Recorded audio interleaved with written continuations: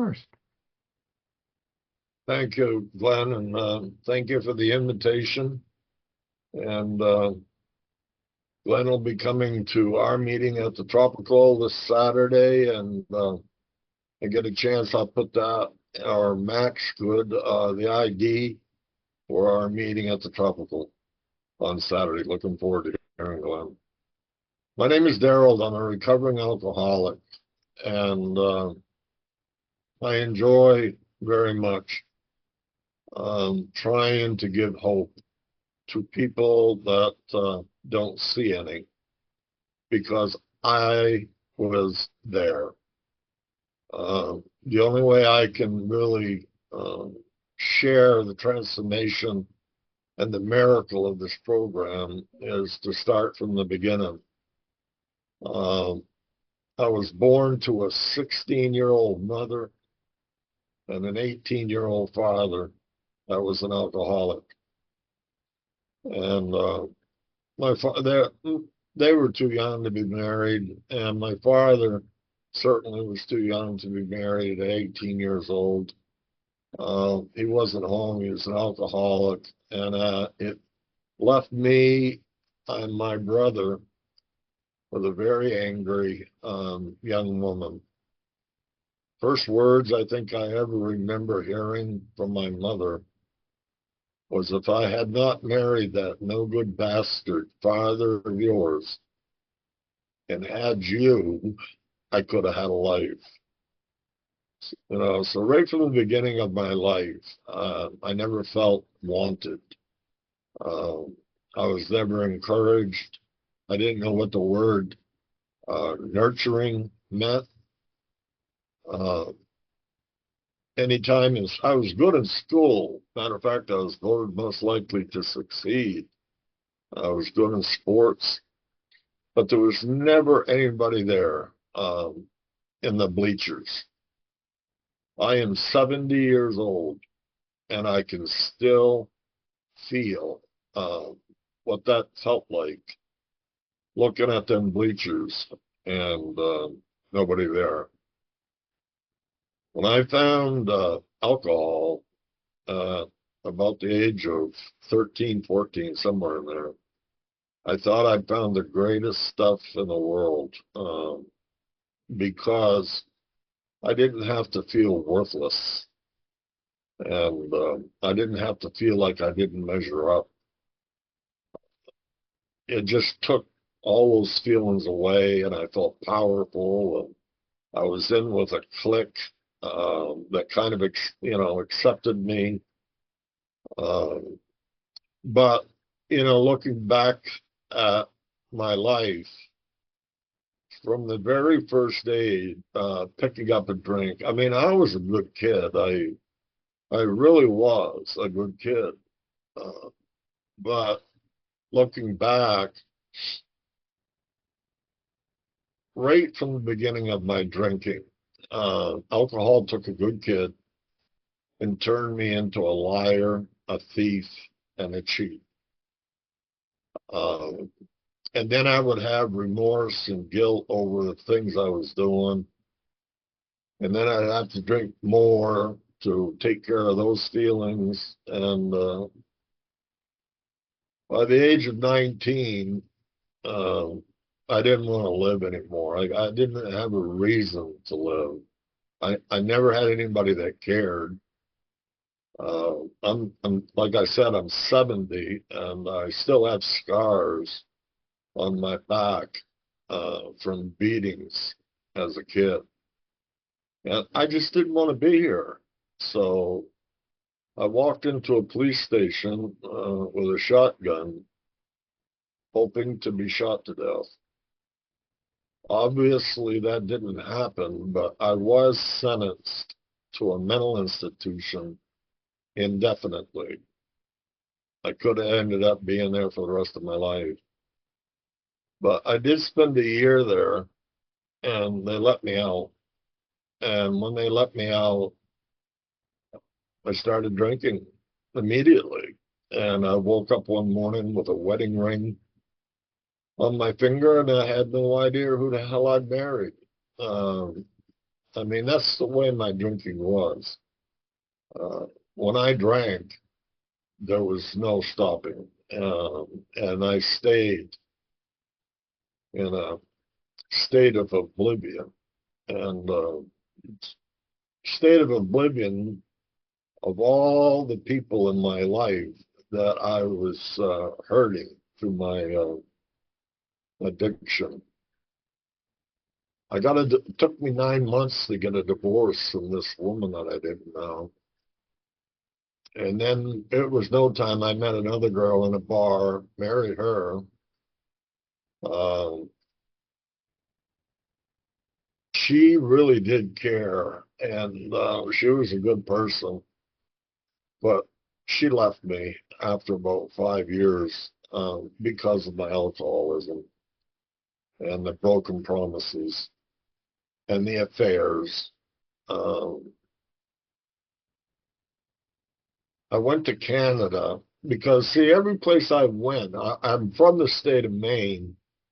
And when I met my second wife, I left Maine because it was full of assholes, you know. So I went south. I went to North Carolina and I got a job there.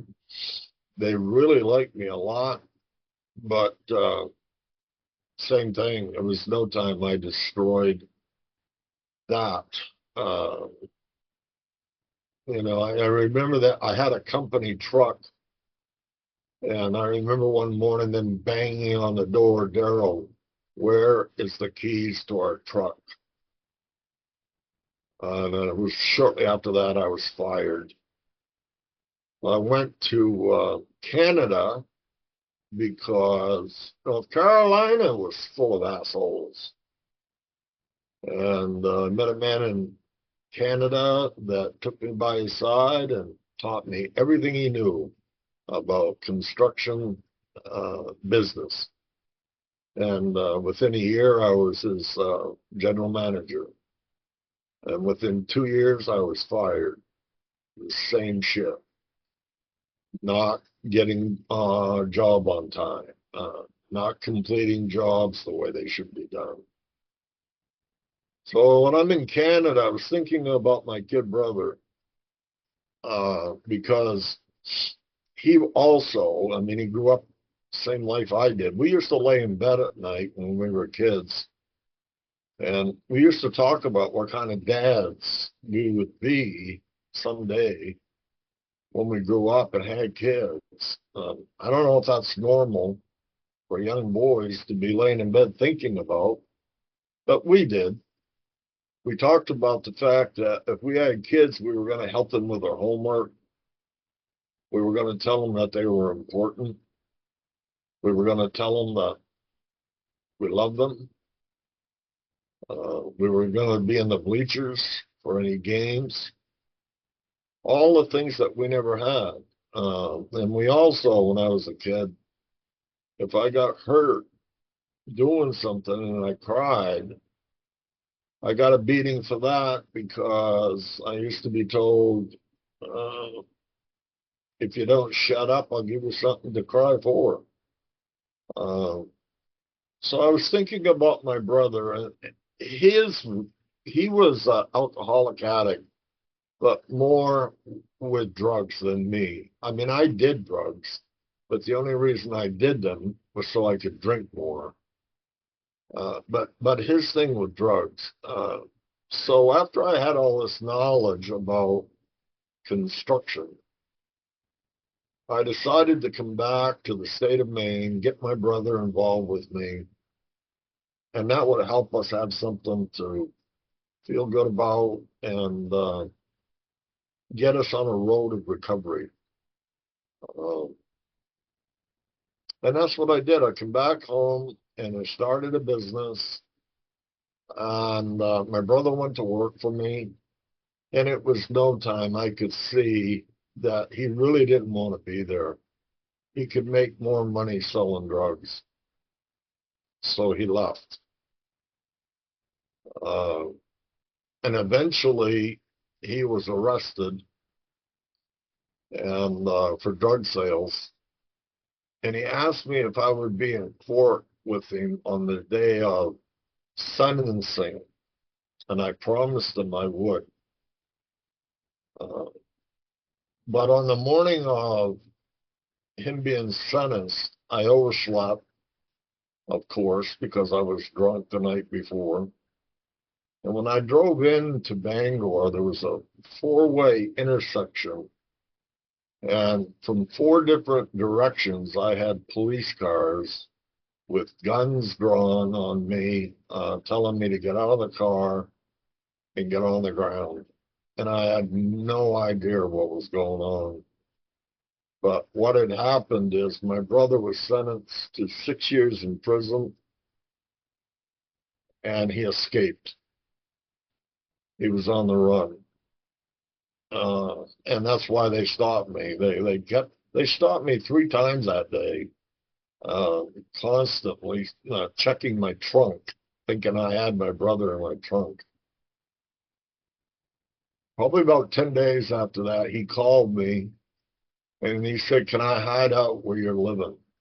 And I couldn't say no. He's my younger brother.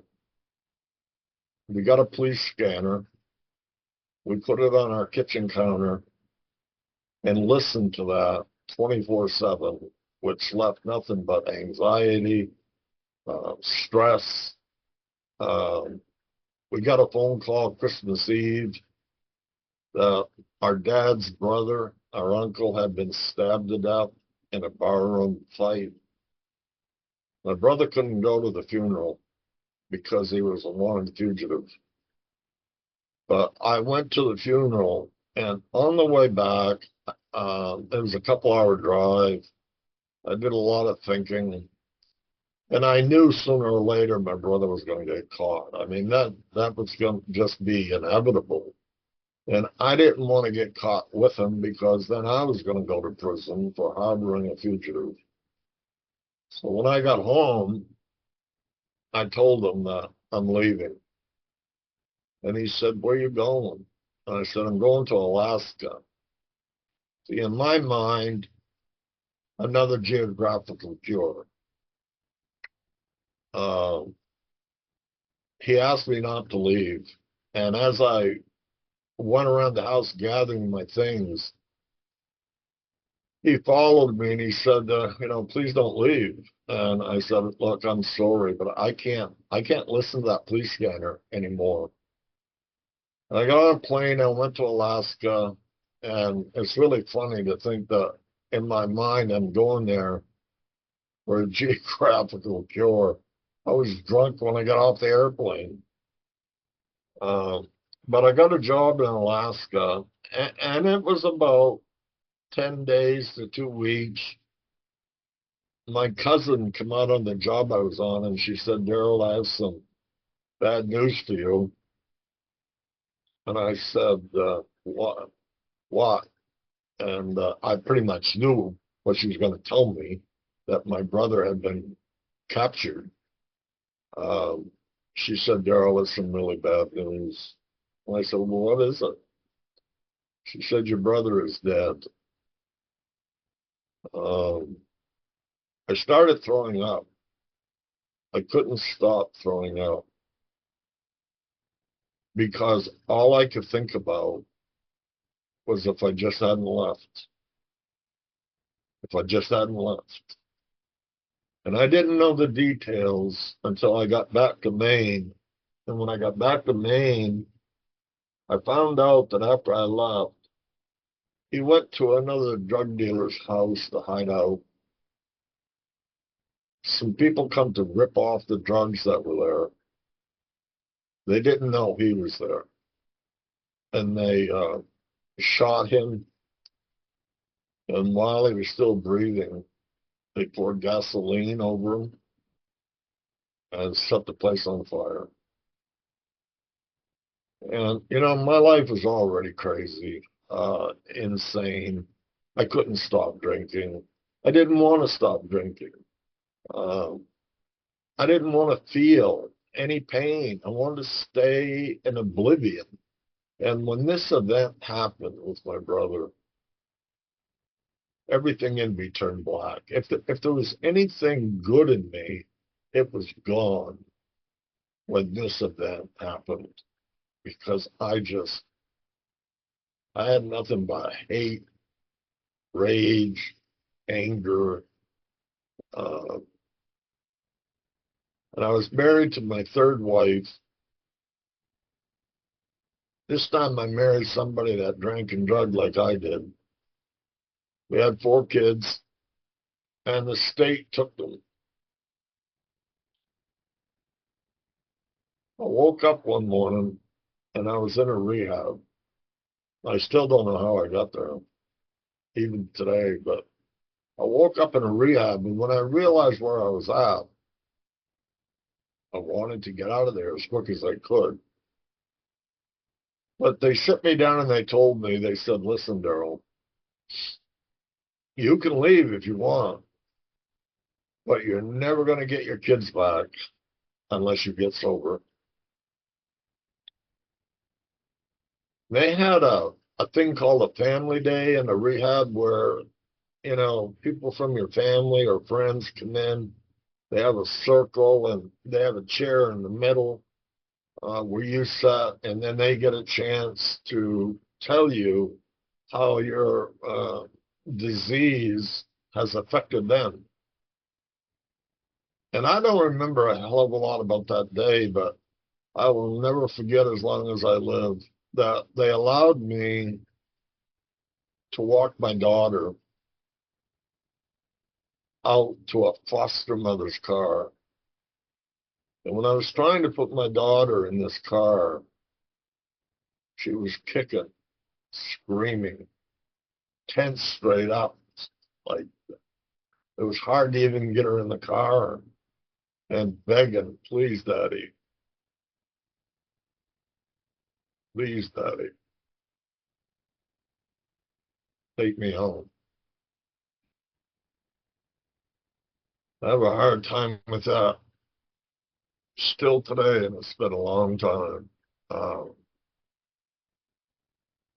But I knew there was something deep inside me that day when she was screaming and begging me, that I knew that I had hit the end of the road, whatever that meant. And I went back in the rehab. I didn't want to be there. I didn't want to be sober, but I was willing because I wanted to get my kids back. Their mother, she never got sober. She's still not sober today. I don't even know how she's living. Uh, but I wanted to be sober for my children. And I come to these meetings. I thought I'd been placed on another planet. I didn't understand anything you guys were saying. None of it made any sense to me. I come in and people would say, welcome. And I'm thinking to myself, now, why are they welcoming me? My own family don't welcome me. Why are you welcoming me? You want money? You want me to paint your house? What the hell is it? But I realized, of course, today I know why, because I have that same feeling today. A real warmness in my heart whenever I see somebody new come in this program. But I didn't want to be there. And they were saying things totally opposite from everything I ever knew. Like, easy does it. It's like, what the hell are you talking about? I was going 180 miles an hour. Uh, Keep it simple. Are you kidding me? I complicate the shit out of everything. Uh, just worry about today. It's like, what? I was in so much shame and guilt from the past. I could not picture life without a drink. Uh, I went to many meetings with my hands on both sides of the chair, holding myself there so I didn't bolt out and get high. I was only there to get my kids back. They told me to stay out of relationships, get a sponsor, don't make any major decisions for a year. But of course, I was unique. I'm different from everybody else. And I've already had 3 wives, so I've got a lot of experience here. So 6 months sober, I married my fourth wife in the program. That was a disaster. That was like two wet noodles trying to hold each other up. But after the fourth marriage, and I was in the program a couple of years, and still had a hole inside of me that I couldn't fill. I was sitting along the riverbank one day. It was a beautiful sunny day. The sun was glistening on the river. And I was sitting there, just talking to myself. And I said, they tell me you're there. I don't know if you're there. And if you are there, I don't know what the hell you are. But I know one thing, I can't continue to live like this anymore. I don't want to live. And I was looking at the trees on the other side of the river, and I was watching these branches moving. And all of a sudden, I felt the presence of that tree, the life that was going through it, come right through my toes, right up to my head, with a love that I can't put in words. And I knew there's so much. This experience happened seconds. And the big book talks about some people being catapulted into a fourth dimension. That's what happened to me that day. And I have not been the same person since that day. Because that day and those seconds, there was so much information that I realized. In those moments, I realized I couldn't point the finger at anybody anymore. It wasn't anybody else's fault. It's whatever I put out is what I get back. And it's like planting an apple tree and expecting to get oranges. If you plant an apple tree, you're going to get apples. Simple as that. That was a major change in my life. Not blaming other people anymore. Have to take responsibility. But if you look down a well, okay, and you can see that crystal clear water at the bottom, it's like I could see that, but my well was full of shit. And I also realized in that moment that I had a lot of work to do to get all that shit out of my well. And I finally realized that I didn't know who I was. I never did. I never knew who I was. I could be anybody you wanted me to be in the moment I was in, but I didn't know who I was. But when that experience happened, I started working on me. And I started getting led. I started getting intuitions, and I started getting led to things that just absolutely blew my mind. But I was also led to ACOA, Adult Children of Alcoholics.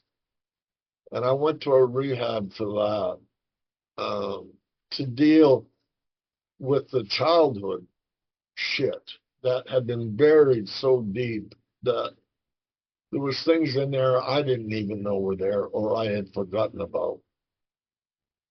And I spent a couple of years going to meetings and being involved with a ACOA group.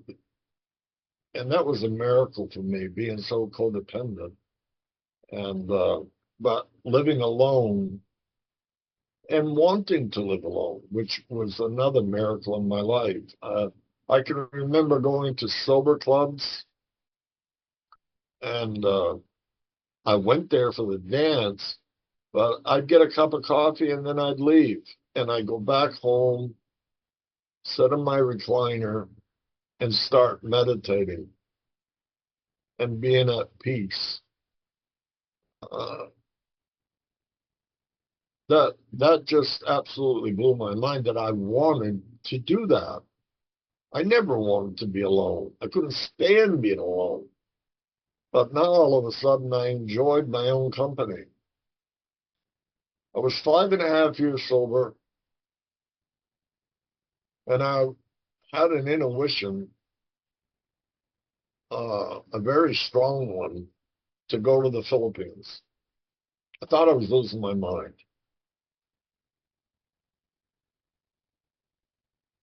I called the Philippines. It was 2 p.m. in the afternoon, and I didn't realize that they were 12 hours ahead of Eastern time. There was a woman that answered the phone, and she said, "Why are you calling?" And I said, "I really don't even know." And anyway, she said, "Why don't you come over?" And she said, "I'll meet you at the airport and I'll show you around." I bought a plane ticket and I went to the Philippines, and everybody thought I was nuts. And when the plane started to land in Manila, I started thinking to myself, "Darald, you are nuts. You're going to a country that you've never been to. You don't know anybody. Uh, what the hell's wrong with you?" But while I was there, I met a woman, and as corny as this sounds, the moment I met her, I knew I would never be with anybody else again. And 3 days ago, we celebrated 31 years of marriage together. So the proof is in the pudding, you know. And here's a big miracle too, is that in 31 years I've never called her a derogatory name, never, and she never has me. We've been best friends all these years. Our first child, uh, he was 4 or 5 and he wasn't talking, so we knew there was something wrong. We had him tested and he has autism. And they wanted to put him in a school for autistic children. And we said, "No, you're not doing that. You're going to put him in regular school with a special ed teacher." And that kid that they wanted to put into a school for autistic children graduated high school with honors because of this program. Because I would go to a meeting and you guys would tell me that you loved me. You guys told me you cared about me. You guys were patient with me. You guys nurtured me. And I would go home and give what you guys gave me to my children. I was there for my children. I sat on the floor and I played board games. I hate board games, but I did it for my children. I never missed a Christmas. I never missed an Easter egg hunt. I never missed a camping trip. I never missed a ball game or ballet. I was at them all because I knew how important it was. I remember those feelings myself. My kids, I ended up being the neighborhood house where all the kids wanted to be. we would go on vacation with 9 or 10 kids, and people used to say, Darald, what the hell is wrong with you? You crazy? You're going on vacation with all these kids? I loved it because I was growing up with my children. I had stopped growing emotionally whenever I started drinking. I remember one night my daughter, she was about 14, 15, and she had 3 or 4 really good friends that used to come a lot to our house, and they spent a lot of weekends with my daughter. And there was one night that there was a knock on the door about 11 p.m., and I'm thinking, who the hell is that? And I opened the door, and it was 4 of my daughter's friends. And I said, girls, Nikki's not home tonight. And they said, we know, Mr. C. That's what the kids always called me, was Mr. C, and my wife, Mrs. C. And they said, we know, Mr. C. And they walked right by me, opened the fridge, got something to eat, and went to Nikki's bedroom. I mean, things like that is like, holy shit. These kids feel so comfortable and so loved that they knew they could come into my home and be safe. About 15 years sober, the very same guy that took my kids 15 years prior, who I had a lot of hate for at that time. It's like, who the hell do you think you are taking my kids? He come to me, I was about 15 years sober. He come to me and asked me if I wanted to be a foster parent. I said, excuse me? What did you say? He said, I want to know if you want to be a foster parent. I said, you took my kids, for Christ's sake. Now you want me to be a foster parent? He said, you're not the same man, Darald. I got licensed to be a foster parent. There was a young boy that came to our home. He was 9 years old. He had autism. Uh, he came there on what they call a respite. I don't know how many people know what that is, but if you foster children, sometimes they need a break. So they take the child to another home to give the foster parents a break. This boy came to our home. He didn't want to leave. We adopted him. And he too graduated high school with honors because he had a home and he had love. He had nurturing. He had patience. And he got it all from you guys. I was only the instrument. What you were giving me, I was giving them. I can't say enough about the program of Alcoholics Anonymous. You know, like I said, I was screaming that you got no goddamn right taking my kids.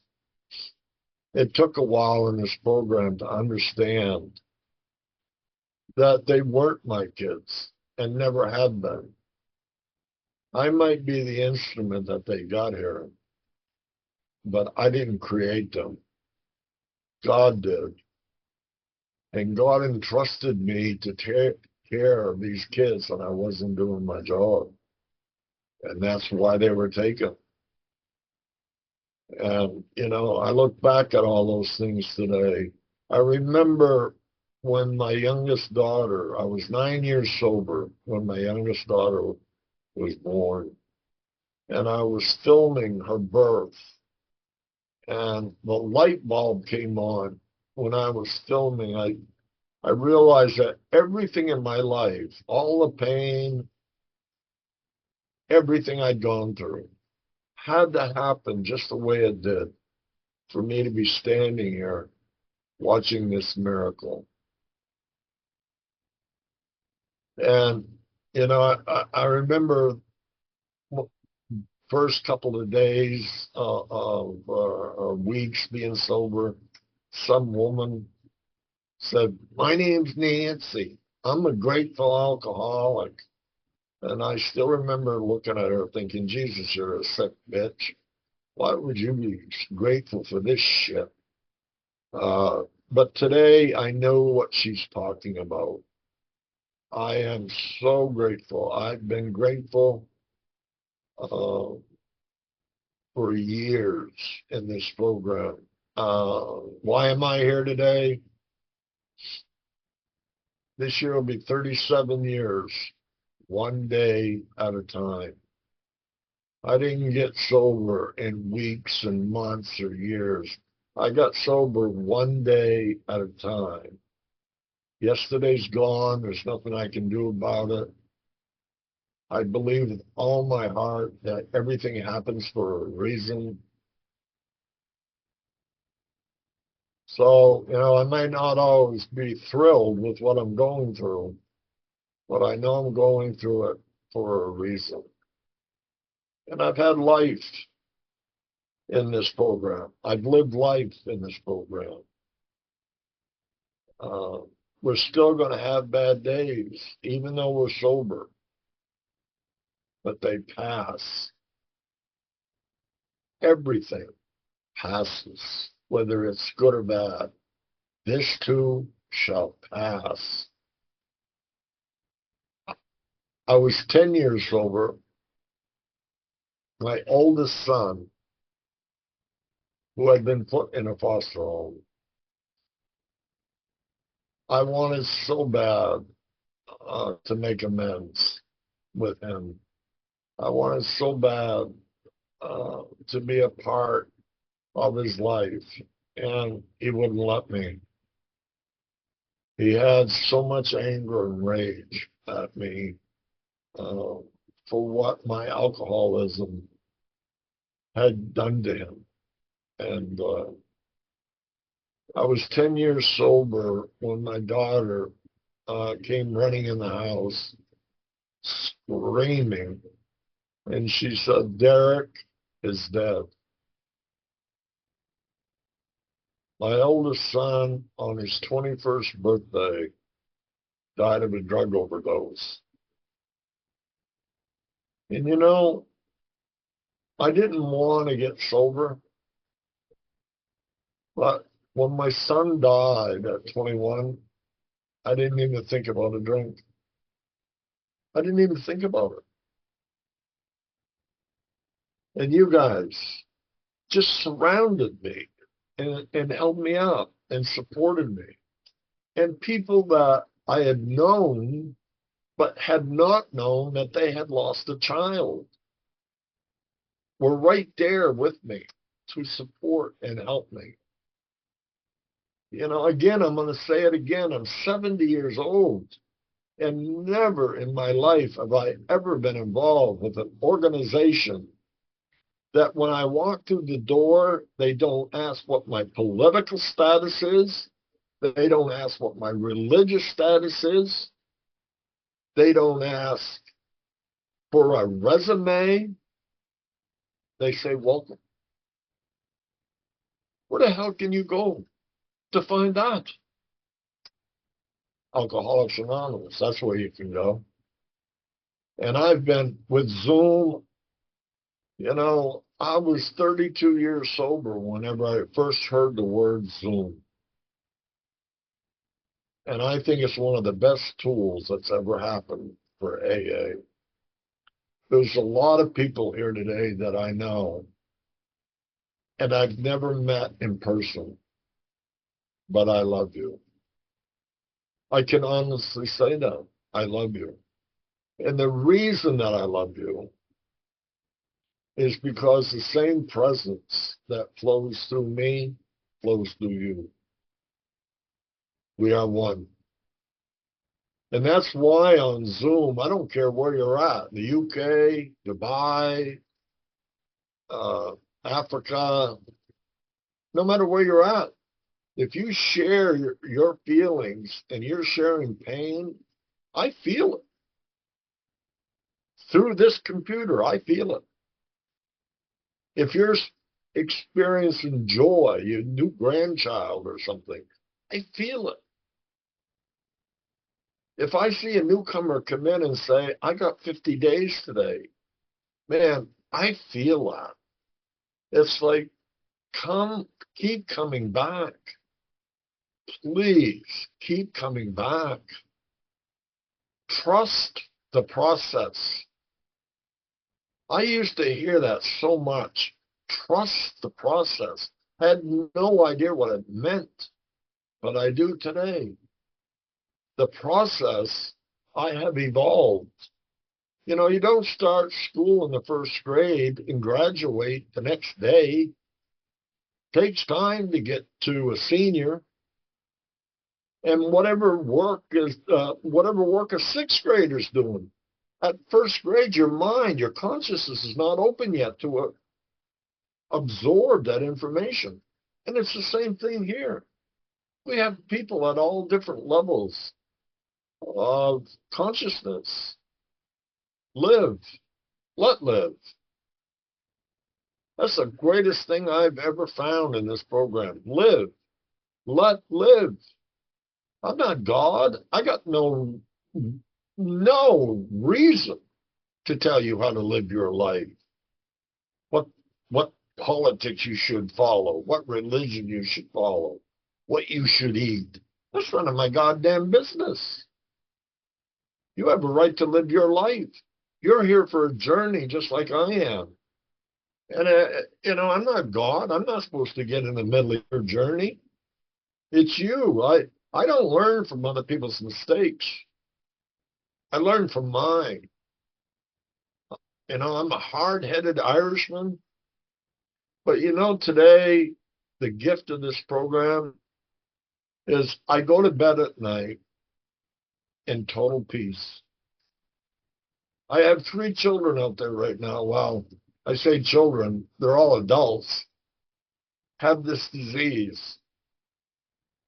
And I haven't spoke to none of them. I haven't spoke to them in 2 years. I go to bed at peace. I go to bed with serenity. Why? Because I know my children have to go through their journey, just like I did. And I did not create them. God did. And they're here for their own journey. And just knowing that, I know I can't change the journey that they're on. They're not going to listen to me. I didn't listen to anybody when I was that age either. Alcoholics Anonymous is my home. It's the only home I have ever known that has accepted me totally for who I am.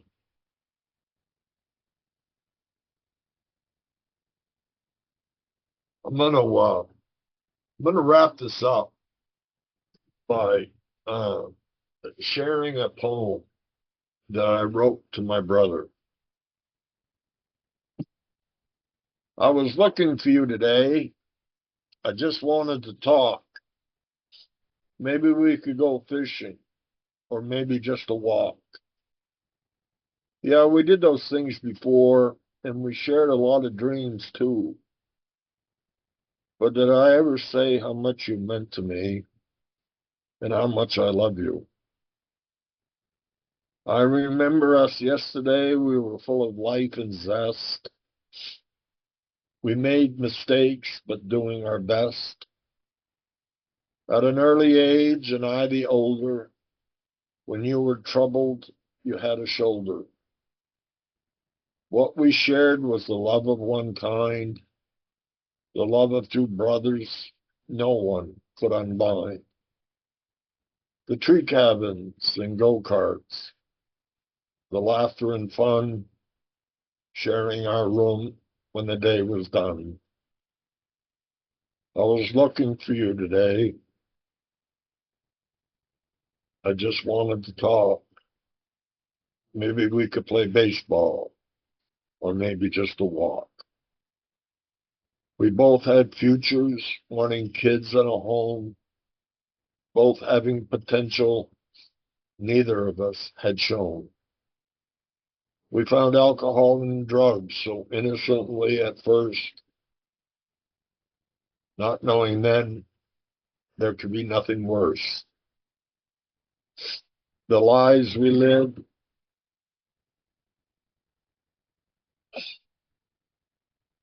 the, our lives started to alter, our dreams started to slide. To everyone else, mind your own business, we cried. How did we become addicted? Now our choices are gone. We just couldn't stop, although we knew we were wrong. You with your mate, me with mine. We both wanted children, but you didn't have time. The lives we lived, wanting the best. Now alcohol and drugs have laid you to rest.